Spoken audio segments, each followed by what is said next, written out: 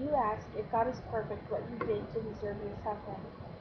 You suggest that there are people who will tell you that it is because of your sin, and ask what sin could deserve the pain you are in all the time, as you suffer from an autoimmune disorder that destroys your joints from the inside out. These are valid questions, and I would ask the same questions of anyone who tried to make a one-to-one causational correlation between all suffering and sin. Honestly, I won't tell you that your sin caused your disease. I can't say why you suffer. I can't tell you why I suffer. I can't say that the choices we make never have anything to do with the consequences we face in this life, but I also know that there are times when our suffering has nothing to do with the choices we've made, or our parents have made, or their parents. Sometimes that's just how life is. Life is unfair. We live in a world that, yes, I believe a perfect God created to be perfect. I believe He created it perfectly.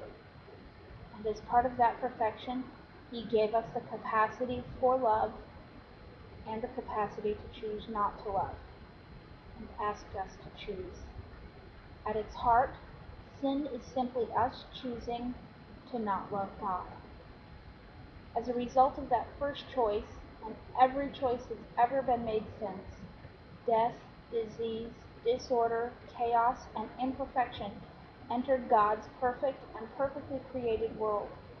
When we chose to reject God, we chose imperfection over perfection, and ugliness followed. That ugliness includes the disease that is causing your suffering. That ugliness includes slavery that is holding one man in bondage to another. That ugliness includes the illness that prevents me from conceiving. All of those things came into this world not because God is imperfect or a bully, but because He gave us the option to refuse Him. We suffer not because God is imperfect, but because we live in a fallen world. We suffer because there are sick people in the world who have decided that they get to treat people any way they choose. We suffer because the perfect bodies God created have changed over time as disease and death have become more and more a part of life. Sometimes, yes, we suffer because of our sin, but I'm not going to tell you that every disease is directly tied to sin. The question isn't if we will suffer, but how we will respond. Are we going to remain in hopeless despondency, raging against all sources of suffering?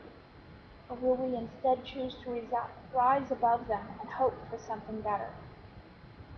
In theory, God could stop all suffering, but in doing so, He would have to strip from us the option to refuse Him. In stopping all suffering, He'd prove His existence, and we'd no longer have the choice to refuse Him. Ironically, not giving people the option to say no, not giving people the chance to refuse you, isn't generally viewed as a positive or loving behavior. It's seen as oppressive, domineering, or even labeled as rape. So in order for God to end suffering, that action would rape us into loving Him, which is the greater evil. This is a no-win scenario, isn't it? Free will actually guarantees that God loses. Omnipotent God guaranteed that He'd lose, paying the ultimate price, giving Himself to provide a way for you to come back to Him, and also that you could choose freely. That choice is why Christians love Him. That choice is why, despite suffering, we choose Him over pain. It's why we find hope in the midst of hopelessness, joy in the center of pain, and a way to survive and hang on when there's no other reason to hang on.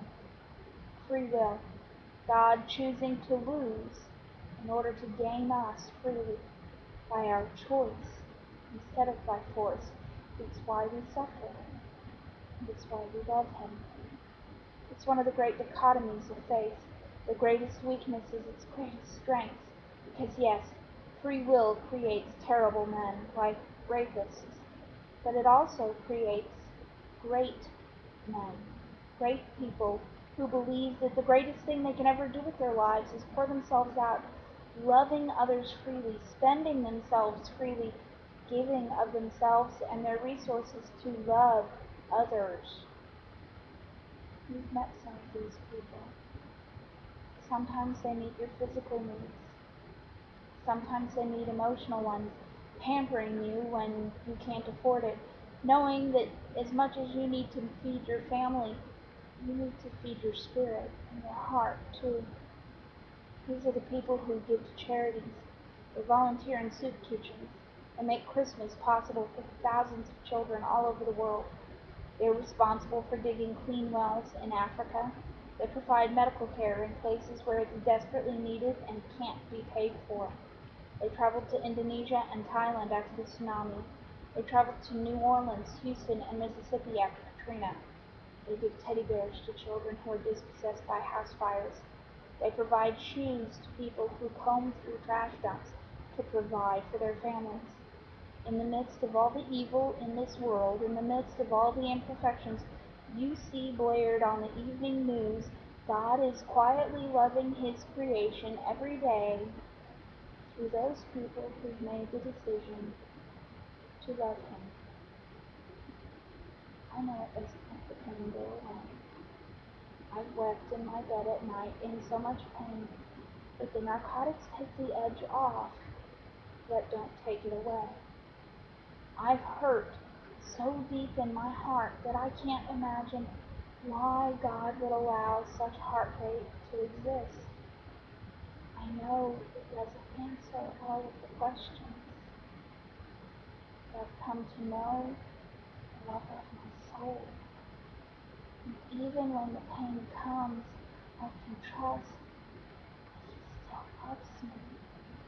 I can trust that He's still good despite all the bad. You may dismiss it as self-delusion, but I hope you don't. I hope you stop and think about it, because the lover of my soul, the one you've seen impact my life, is the lover of your soul too, and He's just waiting for you. He's no bully. He won't force you. Love Him, reject Him. He loves you, and He's just waiting, hoping you'll be one of the ones He loves Him back. And as for your illness, it's not punishment for refusing Him. It may never go away. I don't promise it will. Anyone who would, I would question. But you can hope despite it.